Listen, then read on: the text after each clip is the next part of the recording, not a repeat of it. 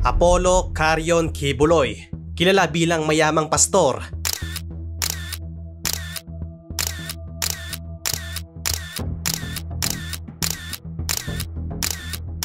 At leader ng Restorationist Church sa Pilipinas na tinatawag na Kingdom of Jesus Christ o KJC. Itinayo niya ang simbahang ito noong 1985 at kilala siya sa pag-aangkin bilang Appointed Son of God at Owner of the Universe.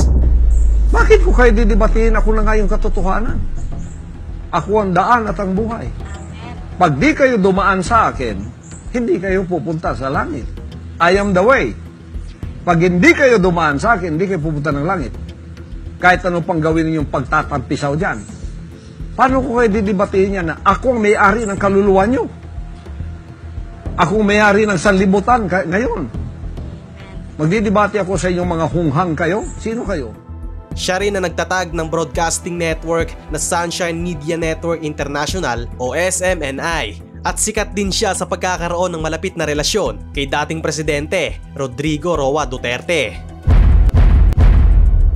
Sa mga nagdaang panahon, si Quiboloy ay napabilang sa wanted list ng Federal Bureau of Investigation o FBI matapos siyang kasuhan sa Central District of California kasama ang ilan niyang kasamahan sa iba't ibang mabibigat na krimen. Kasama rito ang sexual na pagsasamantala, human trafficking, peking kasal para sa imigrasyon, pagpilit sa tao na gawin ang hindi dapat, money laundering, pagsmuggle ng pera at iba pang mga akusasyon. Matigas ang pagtanggi ni Quiboloy sa mga investigasyon ng gobyerno ng Pilipinas tungkol sa mga aligasyon ng paglabag sa karapatang pantao. Kaya nitong March 19, 2024, naglabas na ng arrest warrant laban sa kanya ang Senado ng Pilipinas dahil sa mga kaso niya dito sa bansa tungkol sa pang-aabusong sexual. Pero ang malaking katanungan, nasaan na kaya ang pastor na ito? Tinatago ba siya ni Duterte?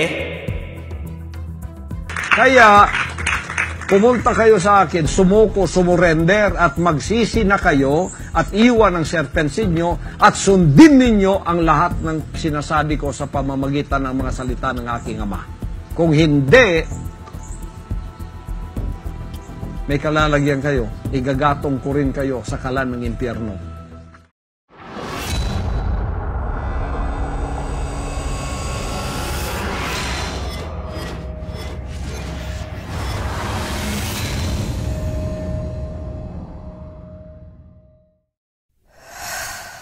Si Apollo Carion Quiboloy isinilang noong April 25, 1950 sa Davao City. Ang kanyang mga magulang na sina Jose Turla Quiboloy at Maria Quinto Carion ay parehong mula sa Lubao, Pampanga, ngunit lumipat sa Davao matapos ang ikalawang digmaang pandaigdig para sa mas magandang oportunidad sa trabaho. Ang tatay ni Quiboloy ay dating protestante at kasapi ng Christian and Missionary Alliance bago siya sumapi sa Oneness Pentecostal kasama ang kanyang 4 na anak na lalaki. Ang pamilya Quiboloy ay kilala sa pagiging mga pastor leader noong mga unang taon ng United Pentecostal Church of the Philippines o UPCP sa Davao.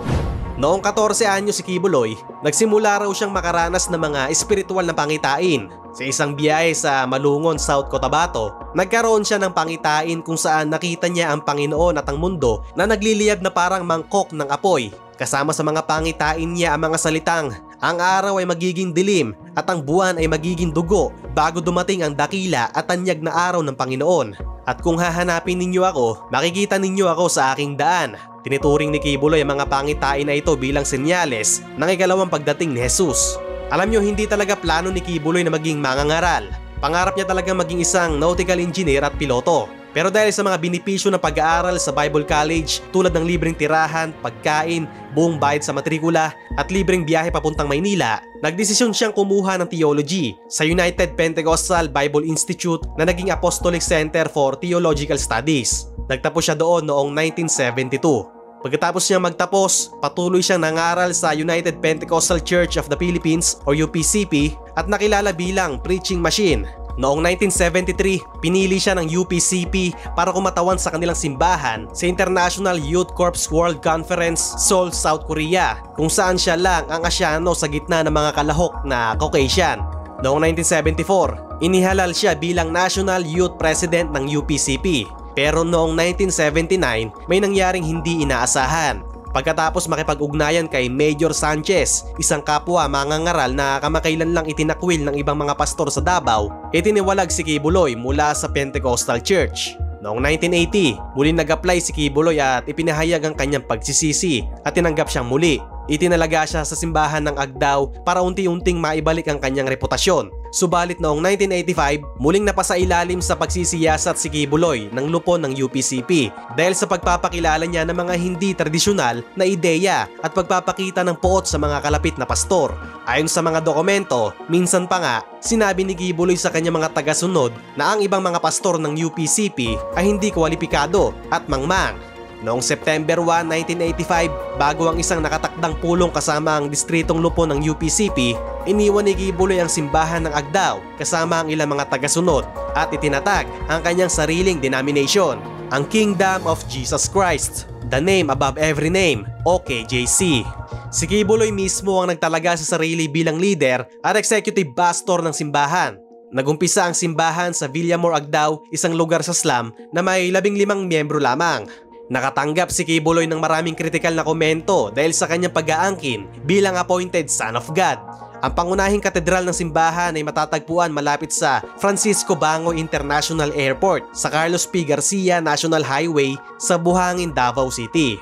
Ang mga tagasunod ng simbahan ay tinatawag ang kanilang sarili bilang Kingdom Nation at ang simbahan na ngayon ay nag-aangkin na may humigit kumulang 4 na milyong tagasunod sa loob ng Pilipinas at mahigit sa 2 milyon sa iba't ibang lugar sa buong mundo. Si Kibuloy ay kilala sa kanyang mga kontrobersyal na pag-aangkin. Noong 2019, inangkin niya na napahinto niya ang lindol sa Cotabato sa pamamagitan ng kanyang utos at sinabi niya sa publiko na dapat silang magpasalamat sa kanya para sa ginawa niyang ito. Doon ako sa kwarto ko. Sabi ko, Lindol, stop! Umi-stop. Tapos, pangalawa, yung mga 11 siguro yun. Nandyan si Ingrid, nandyan si... Sino yung kasama ko? Nagsusulat ako. Lumindol. Sabi ko na, stop! Eh di yung stop din. Pasalamat kayo sa akin. Oh, pasalamat kayo sa akin. Kasi kung di ko pinay-stop yun, marami kayong magigiba dyan, mga mamamatay kayo. Kaya pasalamat kayo at ako nagpa-stop ng lindol. Hindi ko sinabi to na walang witness, ha? May witness, marami. Nakapalibot sa akin. Sinigawan ko yung lindol. Nung gumano na yung mga chandelier ko. Stop! Sabi ko na stop! Stop ka agad. Sabi ni Sterlet, oo nga, no? Yung pangalawa, ganun din. Pasalamat kayo sa akin, napa-stop ko yung lindol na yon. Pero hindi niya raw inihinto ang bagyong Kamuri o Tisoy bilang tugon sa mga kritiko ng kanyang naunang pag-aangkin tungkol sa lindol. Yung in-stop ko yung earthquake, nagalit man sila. Binasa ko ng napakarami. So, baka i-stop ko yung bagyo, baka magalit din sila. Magalit na naman. Hindi ko alam kung anong gagawin ko kasi pag pinistop mo, magagalit. Pag hindi mo pinistop, nagagalit din. Sa panahon ng pandemya ng COVID-19, inangkin ni Kibuloy sa kanyang YouTube channel na ang paglitaw ng variant ng Omicron ay bunga ng kanyang pag-uusig sa US at ng negatibong kritisismo mula sa publiko. Dagdag pa niya, ititigil niya raw ang virus kung siya ay mapapalaya mula sa kanyang mga aktibong kaso. Si Apollo Kibuloy ay aktibo rin sa politika. Sinuportahan niya si Gloria Macapagal Arroyo sa kanyang kandidatura para sa pagkapangulo. Kilala rin si Kibuloy bilang malapit na kaibigan ni dating presidente Rodrigo Duterte. Noong 2016, buong puso niyang inendorso si Duterte na nooy alkalde ng Davao City, pati na rin ang katambal nito na si Senator Alan Peter Cayetano. Pinahiram pa niya ang kanyang pribadong jet at helicopter para magamit sa kampanya ni Duterte. Nagsilbi rin si Kibuloy bilang spiritual na tagapayo ni Duterte habang ito ay nakaupo bilang pangulo. Pagkatapos ng termino ni Duterte, itinalaga siya bilang administrator ng mga ari-arian ng simbahan ni Kibuloy. Noong halalan ng 2022, inendorso naman ni Kibuloy si Bongbong Marcos para sa pagkapangulo at sinuportahan din niya ang kandidatura ng Vice President na si Sara Duterte. Isa sa mga dahilan ng kanyang pag-endorso ay ang tapat na suporta ng kanyang mga magulang sa dating Pangulong Ferdinand Marcos. Naging magkaibigan din si Kibuloy at ang pamilya Marcos, pero pumait ang kanilang relasyon matapos ang mga pagtatanong na isinagawa ng dalawang kapulungan ng Kongreso laban kay Kibuloy at sa SMNI. Sa kabila nito, nanatili siyang magalang kay Senator Amy Marcos na sinabing maraming tao ang tinulungan ng pastor. Si Kibuloy ay kilala rin sa kanyang matinding kritisismo laban sa Communist Party of the Philippines, New People's Army at National Democratic Front or CPP, NPA, NDF na itinuturing niyang nagdudulot ng komunistang rebelyon laban sa gobyerno ng Pilipinas. Ang pastor ay talagang vocal tungkol dito. Inakusahan niya ang ilang mga politiko na kaanib o mga sympathizer ng mga grupong ito. Nagkaroon pa nga siya ng balak tumakbo sa pagkapangulo noong 2022 sa ilalim ng anti-communist platform na naglalayong labanan ng mga rebelde at mga pinaghihinalaang sympathizer. May isang insidente rin kung saan si Kibuloy at ang Kingdom of Jesus Christ ay kinasuhan ng isang babae dahil sa umano'y pag-brainwash at pagkulong sa kanyang 19 na taong gulang na anak na babae na sumapi sa simbahan noong 2004 nang labag sa kanyang kagustuhan. Dagdag pa rito, inakusahan ng NPA si Kibuloy na nasa likod ng massacre kay Dato Domingo Diarog, isang leader ng Kilata Bagobo at sa kanyang pamilya noong April 29, 2008. Ang insidente ay bunsod umano ng pagtanggi ni Diarog na ibenta ang 2 hektarya ng kanilang ari-arian sa halagang 50,000 pesos kay Kibuloy at sa kanyang sekta. Ang nasabing ari-arian ay nasa loob ng 700 hektarya na ancestral domain na inaangkin ng mga Bagobo sa Tugbok katabi ng Prayer Mountain ni Kibuloy sa Tamayong. Ayon sa byuda ni Diarog, ang mga tagasunod ni Kibuloy ay nagbanta na palalayasin sila sa lupa at ang kanyang mga kamag-anak ay inalok pa ng 20,000 pesos na gantimpala para sa ulo ni Diarog. Itinanggi ni Kibuloy ang mga paratang. Tinawag niya itong ganap na mali at walang basehan, kung hindi man katawa-tawa. Tinawag niya ang mga rebelde na mga anak ni Satanas. Samantalang idineklara naman ng NPA na si Kibuloy ay isang warlord na naglilingkod sa mga patakaran ng Administrasyong Arroyo laban sa mga magsasaka at katutubong tao. Ayon kay Ireneo Dalogdog, hepe ng opisina ng pulisya sa Tugbok, may mga ulat na si Diarog ay hinaharas ng mga armadong lalaki na kaanib kay Kibuloy at ang farmhouse ni Diarog ay sinunog ng 3 beses. Noong November 2019, sa isang segment ng It's Showtime na tinatawag na Tawag ng Tanghalan Celebrity Champions ang Huling Tapatan, nagpatawa si Vice Ganda sa pag-claim ni Kibuloy na pinahinto niya ang sunod-sunod na lindol sa Mindanao sa pamamagitan ng pagsigaw ng Stop. Biniro ni Vice Ganda si Kibuloy at hinamon siyang pahintuin din ang probinsyano. Alam mo kung sino lang ang pinakamatinding magiging kalaban ni Cardo? Sino? Nako, kabahan ka kay si Cardo. Ang pinakakalaban ni Cardo. Sino? Feeling ko si Kibuloy. Yung nagpahinto ng lindol. Si Kibuloy lang ang magpapahinto ng probinsyano. Abangan nyo yan. Oh. So inahamon kita Kibuloy, pahinto mo nga ang probinsyano. Napahinto mo pala ang lindol eh. Apakayabang nyo pala eh. Sabi niya daw, stop. Sige nga, punta kang gitna ng EDSA, stop mo yung traffic doon. Stop. Tumugon si Kibuloy sa hamon at sinabing sa loob ng 4 na buwan, magsasara rin ang buong network. Ipa-stop ko daw yung probinsyano o kaya yung sa EDSA. Kailan mo ba gustong mapa-stop ang probinsyano? Ikaw, magpili ka. Kailan mo gustong i-stop?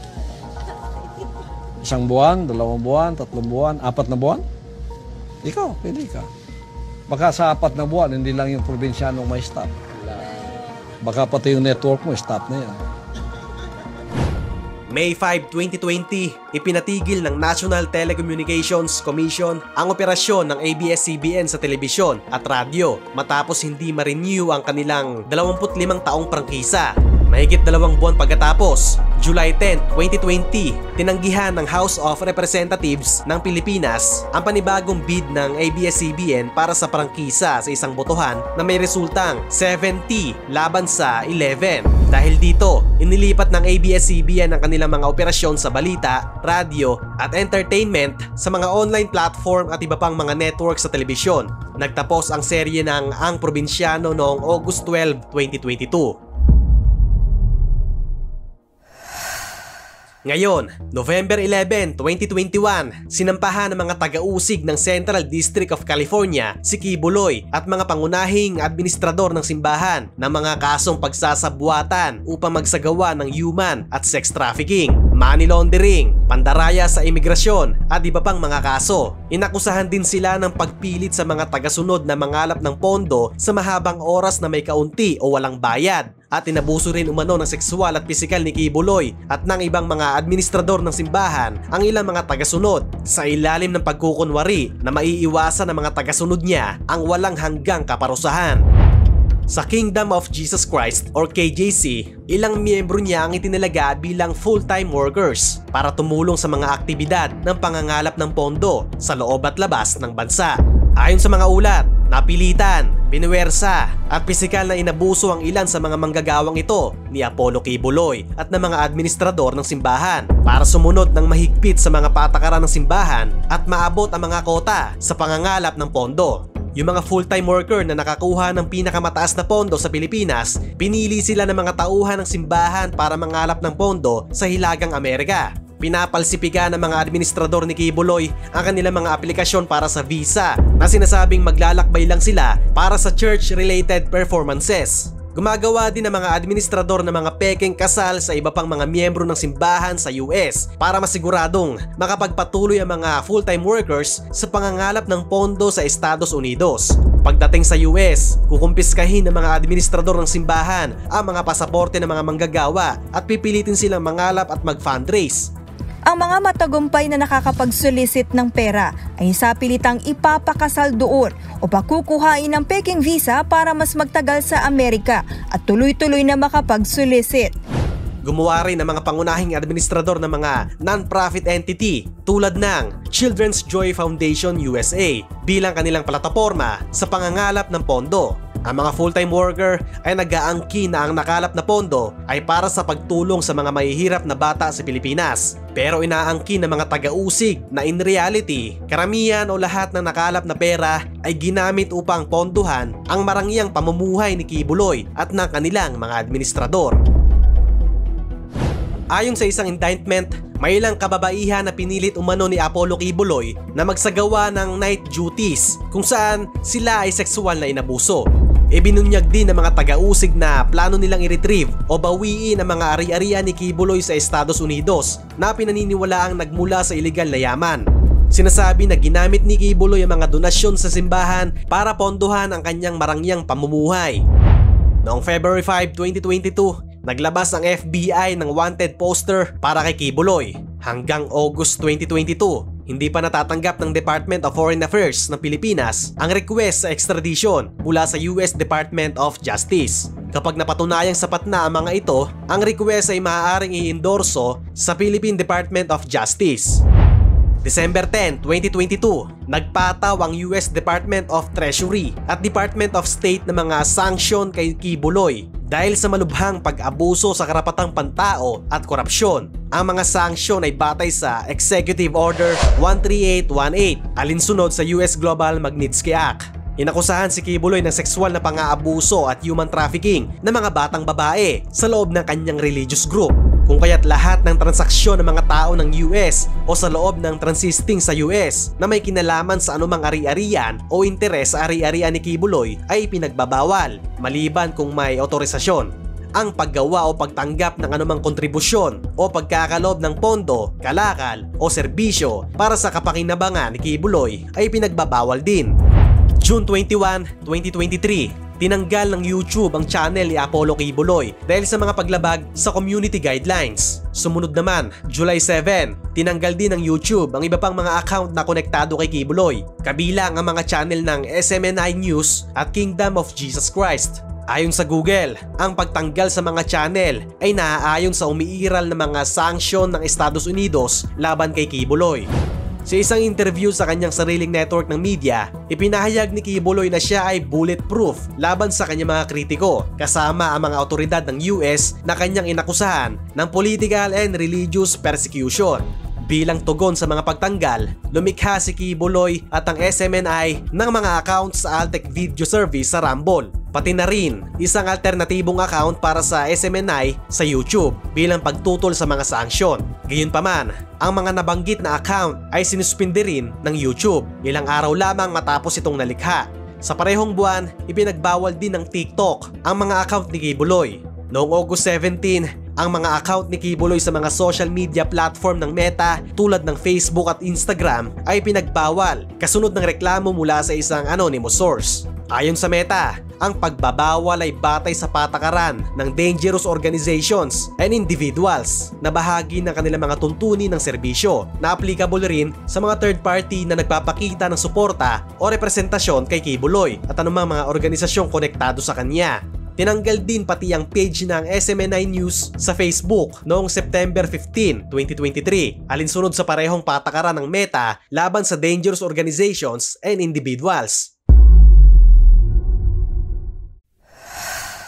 February 21, 2024, naglabas si Apollo Kibuloy ng isang audio recording na tumagal ng halos 40 minutes. Sa recording na ito, inangkin niya na ang Estados Unidos, si Pangulong Bongbong Marcos at ang First Lady Liza Araneta Marcos ay nagsabuatan sa isang tangkang pagpaslang sa kanya. Dahil dito, sinabi ni Kibuloy na napilitan siyang magtago para sa kanyang kaligtasan. Inakusahan din niya ang FBI na naglagay ng $2 milyong na patong sa kanyang ulo at sinira ang kanyang reputasyon sa malisyosong paraan. Binanggit pa niya na kaya siya inuusig ay dahil sa kanyang relasyon sa pamilya Duterte. Sapagkat ang buhay ko ngayon ay nanganganib. Kahit mukha ko, hindi ko pwedeng ipakita sa inyo. Single ako, kaya pinag-aagawan ako. Pagkatapos na ako ay maghihindi, mapapahiya, ibabaligtad nila sa akin. Pinag-aagawan nila ako dahil nananawagan sa mga magulang, mayaman na tayo pag nangyari ito. Napahiya, ngayon binayaran at ngayon binabaligtad ang lahat ng istorya. At ang reliable sources dumating sa akin, ang ulo ko po ngayon may patong na $2 million or 100 million pesos. Baka yan ay madagdagan pa kung may maunang makapatay sa akin. Saan man po ako naroroon, nandoon sila nakasurveillance sa akin at naghihintay na lang ng tamang pagkakataon upang ako ay kidnapin o kaya patayin. Hindi po ako magpaparesto sapagkat ako po ay siguradong papatayin. Kasi rendition na ang kanila, hindi na po extradition. President Bongbong Marcos, Liza Marcos, makinig kayo. Totoo ba na gumawa kayo ng aksyon kasama ng FBI na ako ay nyo nang ipaligwak at binigay sa kanilang kamay? Kung ganyan ang ginawa ninyo, I will not honor you. I will not respect you because you did not honor me and you did not respect me. You are no longer worthy to be our trusted leader. Mabuti pa, hanggang maaga pa, Bongbong Marcos, Liza Marcos, Martin Romualdez, bumaba na kayo sa posisyon. Mag-resign na kayo. Ako po ay sinasaktan sa lahat ng paraan ng mga false accusation, false allegations na ayaw naman nilang pumunta sa korte. At pagkatapos, ayaw din nilang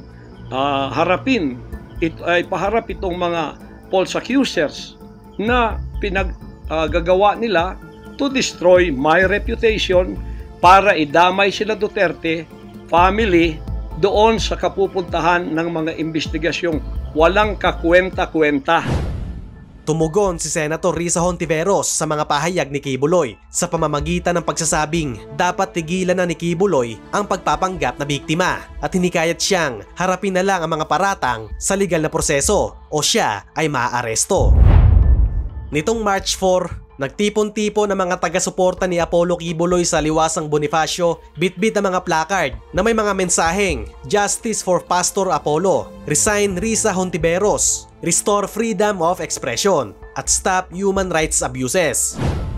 Kinabukasan, March 5, Sinabihan ni Hontiveros si Quiboloy sa pagiging contempt o paglabag sa kautusan ng Senado dahil sa kanyang pagtangging manumpa o magpatotoo sa isang nagpapatuloy na investigasyon ng Senado tungkol sa mga pinaghihinalaang krimen sa loob ng organisasyon ni Quiboloy. Hiniling din ni Hontiveros sa Pangulo ng Senado na mag-utos ng pag-aresto kay Quiboloy para mapilitan siyang humarap at magpatotoo. Subalit, ipinagtanggol ni Senator Robin Padilla si Quiboloy. Tinuturing niya itong isang bayani at biktima sa laban sa New People's Army. Sinimula ni Padilla ang isang liham ng pagtutol sa pag-aresto kay Quiboloy na nilagdaan niya kasama ang 3 pang mga senador na sina Amy Marcos, Cynthia Villar at Bongo. March 19, 2024, inihain ng Department of Justice ng Pilipinas ang mga kaso laban kay Apollo Quiboloy at sa kanyang mga kapwa-akusado na sina Jacqueline Roy, Crescente Canada, Pauline Canada, Ingrid Canada at Sylvia Simañez para sa mga paglabag sa child abuse at human trafficking. Itinakda ang mga kaso laban kay Quiboloy sa ilalim ng Section 4A ng Republic Act No. 9208 o ang tinatawag na Anti-Trafficking in Persons Act of 2003 na isinampa sa isang korte sa Pasig. Bukod dito, ang mga kaso sa ilalim ng Section 5B at Section 10A ng Republic Act 7610 na kilala bilang Special Protection of Children Against Abuse, Exploitation, and Discrimination Act ay sinampa rin laban sa kanya sa isang korte sa Davao at walang inirekomendang piyansa para sa mga kasong ito. April 1, 2024, tinanggihan ng Davao Regional Trial Court, Branch 12 Family Court sa isang order ni Judge Dante Baguio ang pagpapaliban sa agarang pagpapatupad ng warrant of arrest laban kay Quiboloy at sa 5 iba pa para sa mga kasong child abuse at sexual abuse. April 3, ipinasok ng National Bureau of Investigation or NBI sa kanilang kustudiya ang 3 akusado matapos nilang arestuin si Crescente Canada habang voluntaryong sumuko ang mga kasamahan sa simbahan na sina Pauline Canada at Sylvia Simañez. Pinalaya ang 3 matapos magpiyansa ng tig 80,000 pesos bawat isa. Agad din pinagsilbihan ng Davao City Police ang mga arrest warrants laban kay Quiboloy at sa kanyang mga kapwa-akusado at ang mga opisyal ay pumunta sa punong himpilan ng kanilang simbahan na Kingdom of Jesus Christ upang isilbi ang warrant. Pero walang matagpo ang Apollo Quiboloy sa lugar na yon, kaya itinuturing na ng NBI si Quiboloy bilang isang takas na nagtatago. Ayon kay Attorney Israelito Torion, nasa teritoryo pa rin ng Pilipinas si Quiboloy at maghahain sila ng motion to quash kaagad. Ngayon, mabalik tayo tol sa relasyon ni Quiboloy at ni Duterte. Si Duterte na nga ang namamahala ngayon sa mga ari-arian ng simbahan ng pastor. Ayon kay Senator Risa Hontiveros noong mga nakaraang buwan, malaki ang tiwala ni Quiboloy kay Duterte kaya't ipinasa niya ang pamamahala ng mga ari-arian ng kanyang sekta sa dating Pangulo na kaibigan na niya ng mahigit 3 dekada. Mismong si Duterte ang nagsabing wala nang ibang kaibigan si Quiboloy na talagang mapagkakatiwalaan kundi siya lang at ito ang dahilan kung bakit lagi siyang binibigyan ng mamahaling regalo ni Quiboloy.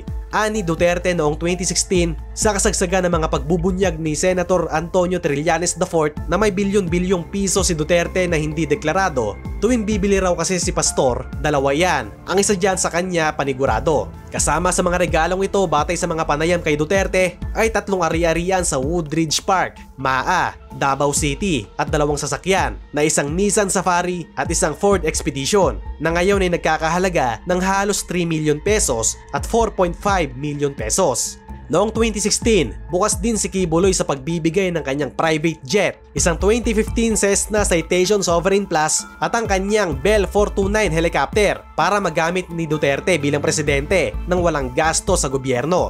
Ayon sa website ng Evo Jets, ang halaga ng executive jet ay nasa pagitan ng $8.5 million hanggang 8.7. Samantalang ang Bell 429 helicopter ay nagkakahalaga ng $6.4 million. Noong kampanya ni Duterte para sa pagkapangulo noong 2016, malawakan niyang ginamit ang mga eroplano ni Quiboloy na nagbigay daan para maabot niya kahit ang pinakamalalayong komunidad sa Pilipinas. Ayon kay Duterte, ito ang paraan ni Quiboloy ng pagtulong para makapagtrabaho siya ng maayos at walang pangangamba. Ayon sa Article 6 ng Constitution ng 1987, ang mga charitable institution, mga simbahan at mga parokya o convent na kaakibat nito, mga moske at mga di kumikitang sementeryo, pati na rin ang lahat ng lupain, gusali at mga pagpapabuti na aktwal, direktang at eksklusibong ginagamit para sa mga layuning relihiyoso, charitable o pang-edukasyon ay exempted sa pagbabayad ng buwis. Hindi pa malinaw kung sakop ba ng exemption sa buwis ang grupo at mga negosyo ni Kibuloy. Bukod sa pagmamayari ng isang executive jet at helicopter, inaangkin din ng simbahan ni Kibuloy na mayroon itong mahigit 7 milyong tagasunod sa 200 bansa at 2,000 lungsod base sa sariling website ng pastor.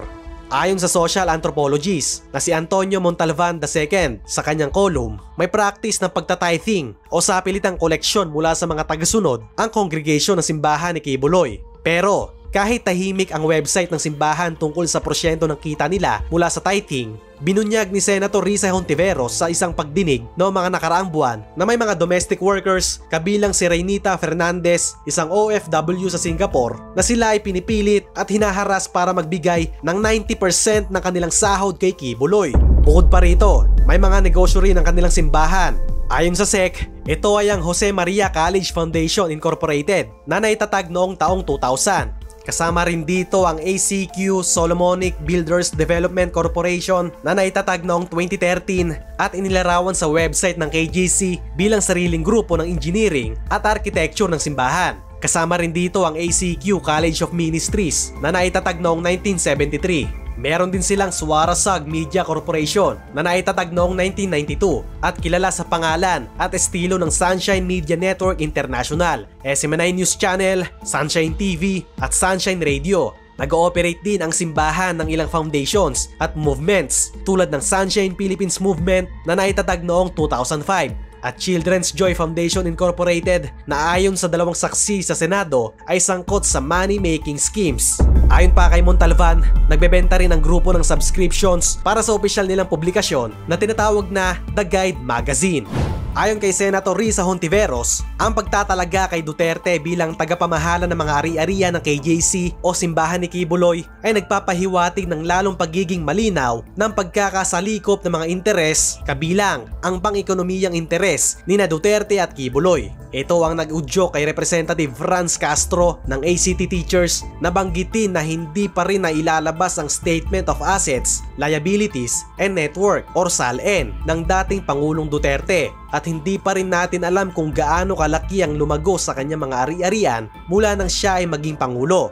Ang paghirang kay Duterte bilang tagapangalaga ng kayamanan ng KJC, anya, ay nagdudulot ng higit pang pagdududa sa koneksyon ng dalawa at usapin ng money laundering sa pagitan nila. Ang huling SALN ni Duterte na na-access ng publiko ay noong 2017 pa, kung saan idineklara niya ang net worth na 28.5 million pesos. Kaya hiniling ni Castro sa Office of the Ombudsman na ilabas ang lahat ng SALN ni Duterte o kahit mula 2016 hanggang 2022 o ang buong 6 na taon ng kanyang pagkapangulo. Nauna rito, naglabas ng memorandum circular ang Office of the Ombudsman na hindi na ito magbibigay ng access sa publiko sa mga SALN nang walang pahintulot mula sa mga kinauukulang opisyal.